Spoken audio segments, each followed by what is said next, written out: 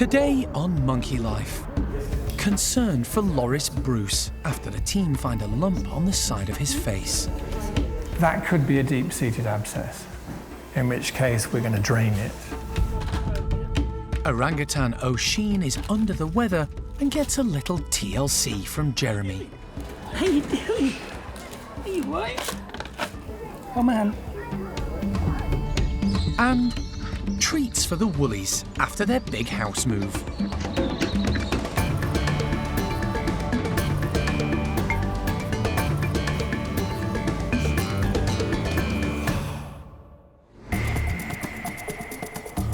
Monkey World in Dorset, buried deep in the English countryside, is the largest sanctuary of its kind on the planet.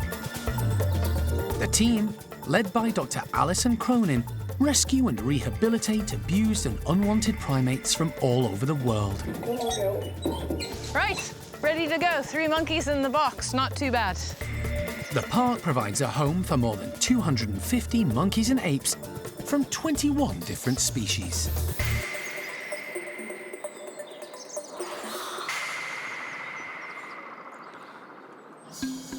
At the Loris complex, there's concern for one of the residents, Bruce. Wildlife vet John Lewis has been called in to take a look. So really the first time you noticed a large swelling on his face was October. Yes. Maybe a grumbling abscess. Wow. A few weeks ago, the team spotted a lump developing on the side of Bruce's face, and it's become quite prominent. But because loris are nocturnal animals, it hasn't been easy to monitor. We have changed the lights over for the loris, so they are awake when we're at work, but they're in a dark light because they're nocturnal, so they wouldn't be awake on the white light. So it does make things a little bit trickier because it's not as easy to spot things. They are incredibly fluffy as well, so it got quite a big abscess before we saw it because of the amount of hair on their body. So yeah, it can be a bit tricky to keep a close eye on them, but we do our best. Bruce came to the park along with 4 others, all confiscated by the Hong Kong authorities from the black market trade. They're the start of a European breeding program for Bengal loris. While John prepares for the procedure, Animal Director Jeremy is preparing for the rather tricky task of getting Bruce out of the bedroom. Oh, he's on the move. It's just above the basket even for him. Yeah, he's got most of himself. He's proving somewhat elusive. Got one leg. Jeremy has to clamber through the branches to reach Bruce, who isn't prepared to come easily. He's just grabbed onto another branch. Loris have an immensely powerful grip, and Bruce isn't giving up without a struggle. Stroke of luck, wasn't it? That's the glass side. Jeremy puts Bruce in a box specially designed to allow the anaesthetic gas to slowly knock him out, helping minimise stress. After a few minutes, the anaesthetic takes effect, and John can begin the examination. Right, Stacey, we'll listen to his heart. Hang on there.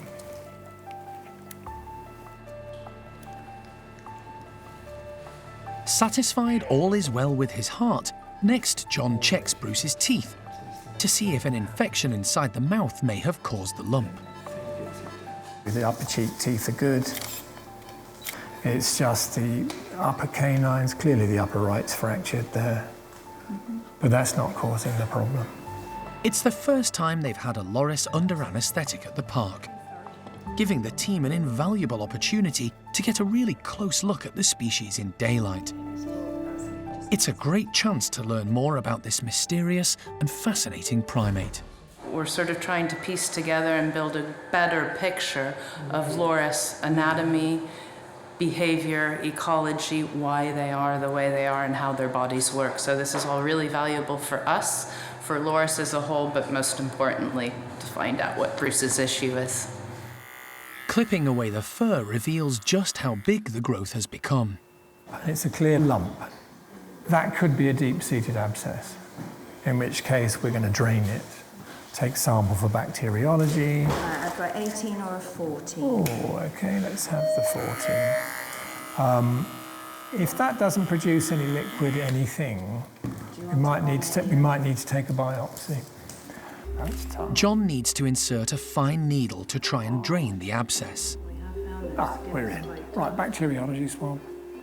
However, when he attempts the procedure, only a tiny drop of fluid comes out. It's a bit of a mystery needing further investigation. So John takes samples to send off to a laboratory to be checked for infection or abnormalities. There's one possible final check. Is there any chance of getting an X-ray? There's a chance. That's good. John wants to rule out any sort of foreign body that could have caused the lump, and also to make sure it isn't a tumour. X-rays are not showing me anything, although they do rule certain things out. Had there been a metallic foreign body, a piece of wire or something that's gone into these tissues here and caused a massive reaction, we would see that piece of wire on the X-ray because it's dense. It would appear as a white mark as much as a bone would.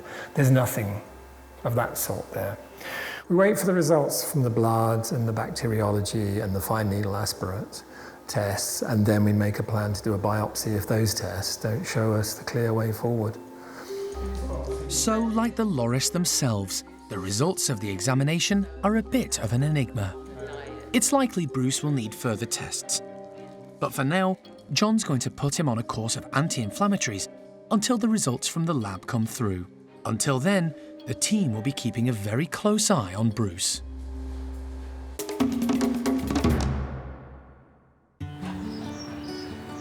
It's been a few months since the park undertook the biggest woolly monkey house swap they've ever done. 14 of the 19 primates moved to new homes, where some met new housemates and others were reacquainted with old friends.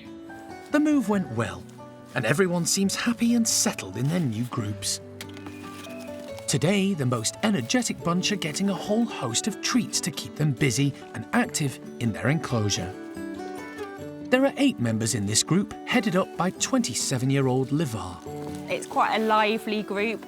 There's loads of different characters in there and loads of different ages as well. So right from the youngest being under 1 to Levar, who's 27, and kind of everything in between. But Levar's, he's a very capable, dominant male. He's a very strong character, and he's a good example and leader to some of the youngsters as well.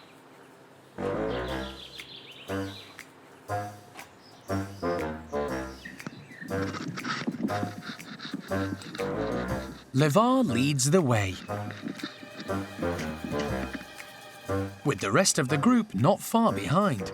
They're all excited to tuck into the treats on offer. Energetic Bueno Jr. is straight in there, confidently using his tail as an anchor, hanging on to the thinnest of branches as he reaches down to grab a goodie from the undergrowth. Being a bit more elderly, Levar is happy to leave the acrobatics to others today. He's spotted a lone grape, and mindful of the prickly brambles, gingerly picks it out.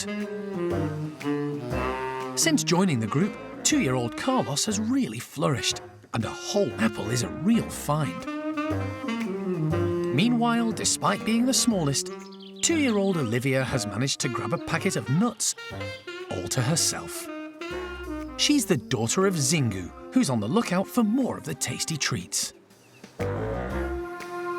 She'll have to be quick though, as Junior is intent on grabbing and eating as many as he can.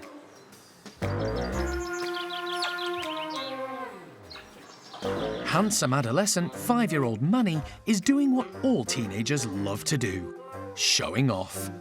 He's keen to demonstrate what a strong and impressive male he's becoming.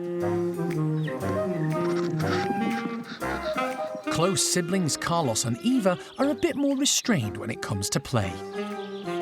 And there's one popular woolly who's missing today. The smallest individual in this group is little Cosmo. So as of yet, he's not actually ventured outside at the moment. So he's still nice and safe and warm inside the house. He just hasn't discovered the slides to get out of the house yet. So we're just letting him take it completely at his own pace. And when he's ready, hopefully he'll just follow another individual outside, and then we can keep a close eye on him. I mean, he's a bundle of energy himself. Nothing seems to faze him. And he's a fully integrated integrated member of this group now, so couldn't be prouder. He's doing super well. And Cosmo may soon have a tiny playmate to join him. Wow, it's definitely in there, Zingy. Hey, I can feel it. For the last few weeks, staff have noticed Zingu becoming larger. I can actually feel what I'm assuming is a baby inside there. There's lots of lumps and bumps there. Yeah, really quite obvious when you feel her belly, and it's big and it's firm. So yeah, I'm pretty sure I'm feeling the baby now. Very exciting. It's great news for the park's successful breeding program.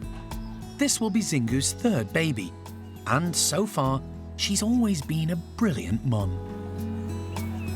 Although she does need a bit more practice when it comes to drinking out of tubs.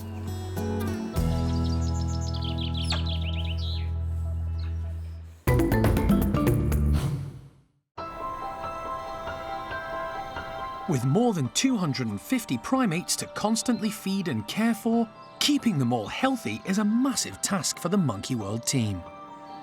It's not always easy to identify when one individual primate is under the weather and work out what's wrong.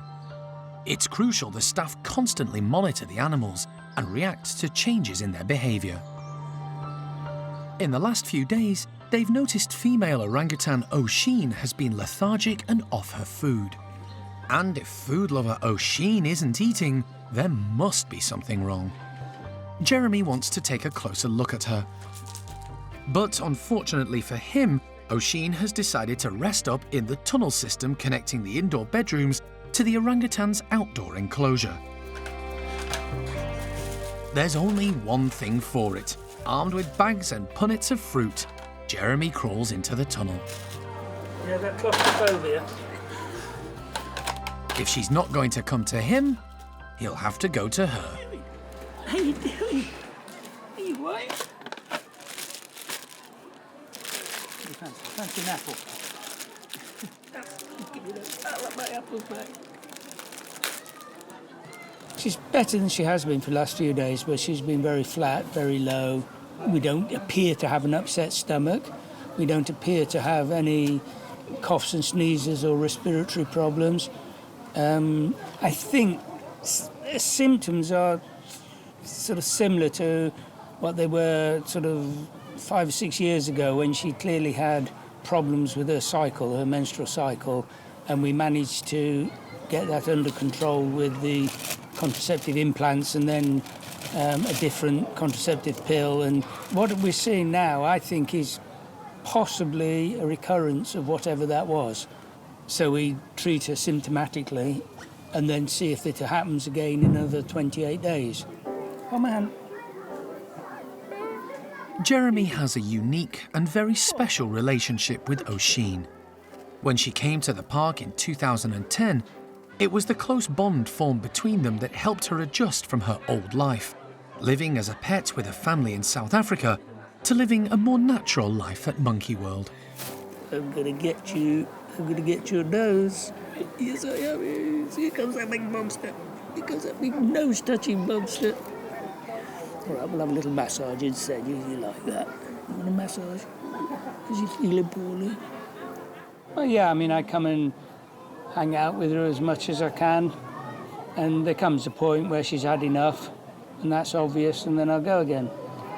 You know, she's awake and alert now, so she'll let me know when she's had enough.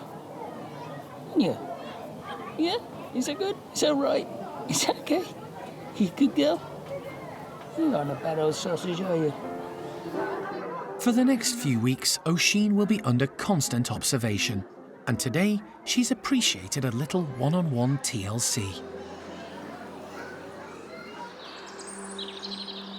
Another primate who's needed extra care recently is young adult chimp Bart. It's been 3 weeks since he was diagnosed with type 1 diabetes. It was touch and go, and for a while the team feared the worst. Since then, the primate care staff have worked tirelessly with Bart to monitor and manage his condition. He's been taught to give urine samples so they can estimate his blood glucose levels and administer insulin according to how much he needs. Come on then, buddy. Pee. Come on. Over here. Good boy. Over here. Good lad. Nice. Good boy. There's your reward. Good girl, Beth. Bart's been kept indoors while the team have been monitoring and training him. But that's not ideal for Bart or the group. He hasn't been completely alone, however. He's had company and been able to stay with the whole group when they're indoors. Vet nurse Stacey is checking his urine sample. No, we're still the high end. So bilirubin negative, ketones negative. Specific gravity is 1.000. His levels are stable, but he's far from being out of the woods yet. Since Bart's diagnosis, wildlife vet John Lewis has been in constant contact with the team to work out a care plan. It's been a fine balance trying to get his insulin level correct, while still feeding him the right foods in the right quantities. 3 weeks in, John is cautiously optimistic. Well, I think he was at death's door Yeah, he was. when we knocked him down think so. for bloods, and I don't think he's at death's door now. That doesn't mean that he's out of the woods, risk. nor Yeah. does it mean we've got him stabilised. Yeah. And I'd rather slowly increase and hopefully improve things for him than go too far suddenly and you find him in a coma. Yeah. I think, you know, this is actually very good progress. In terms of how he is, whether it's more, you know, now trying to manage him and the insulin, and it's a fine balance between the stress and what he's comfortable with and not putting him off taking the insulin and all the rest of it. He's been really good, touch wood, so far. But the stress of staying indoors and not being with the rest of the group is taking its toll. And after much discussion and planning, the team decide to let Bart outside into the enclosure a few days later. It's a massive test for the young chimp and the team. They're working hard to keep him stable and are worried giving him the freedom of the enclosure will prove challenging. They'll still need him to come to them and give a urine sample, or better still, do a blood prick test, which can provide a more accurate glucose reading. If he doesn't respond to the team's calls to come over to them, it could really set back his progress. Bart loves being outdoors and is especially happy to be with his big sister, Eddie. But will he come over to the team for his tests? Come here, Bart. They needn't have worried. The constant training over the last month is paying off. Bart comes straight across and presents his finger for a prick test. Lisa can immediately get a reading. The blood sample is the most accurate results we can get for it to tell us what's going on with him. We can use urine samples as well. The problem that we have with the urine samples, although they show us that he's got glucose in them, they don't show us the level that he's at, which can be very difficult when you're trying to pick up the right dose of insulin. So whilst we were training him to present his finger or his toes in order to get the blood results or the blood tests, we were using the urine, but we just had to get through that in order to get that behaviour nice and strong. So that's the best one we can use, but as backup we do have the urine as well. We've just got to hope things keep going the way they are and that he keeps responding to all the behaviours that we need him to do as well as what he is. But he's a really strong individual and he's young as well, so he's got a lot of time to adjust to this new style of life that he now has. It's a lifestyle that's going to need constant monitoring and care. For now, to everyone's relief, he's stable and back outside with the rest of the group where he belongs. The park's maintenance team are hard at work once more, and they're under a bit of pressure. They're renovating an old, unused enclosure in preparation for the rather special and unprecedented arrival of 2 new primates. It's all a little bit exciting because not only are they new arrivals to the park, it's a completely new species and a new adventure for Monkey World. So. It all came about after Alison received a phone call from Animals Lebanon, who work closely with their government to stop endangered species being transported through their country. The authorities had confiscated a pair of monkeys at Beirut Airport, which had been illegally smuggled into the country from Ghana. Examining the photographs and footage sent to her, Alison identified them as white-throated guenons.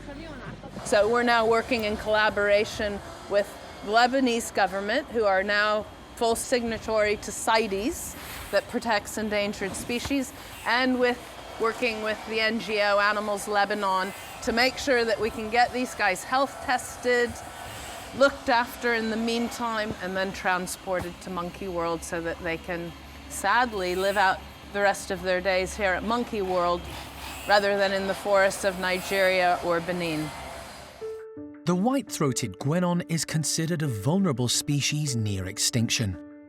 In the wild, it's found in the tropical areas of Nigeria and Benin, living in the trees in the rainforest. They're primarily frugivores, which means their diet consists of mainly fruit, in addition to insects and leaves. The pair confiscated in Lebanon are a male and a female. But before being allowed to travel to the UK, they had to have a thorough health check. Wildlife vet John Lewis flew out to take a look at them. Because of the background and circumstances where these monkeys have come from, they are high risk potentially to carry diseases that are zoonotic, diseases that can be shared from people to non-human primates and from non-human primates to people. So we're actually running quite significant health tests on them to give them TB tests, to get blood panels from them to know that they are fit and healthy. And then we're also doing a lot of viral screening to make sure that they don't have any other diseases such as hepatitis, and making sure before we bother transporting them to UK that they're not carrying anything scary or dangerous. The two guenons have already been named Benny and Nia, but not much else is known about the pair, not even their ages or if they're from the same family. It's a lot of up in the air questions, a new species, not a lot of information about these individuals. I just know that they're sat waiting for me in Beirut right now, and I'm really looking forward to getting them back here to the park. So fingers are tightly crossed, Benny and Nia get the all clear to make the journey to a new home and a new start in life at Monkey World.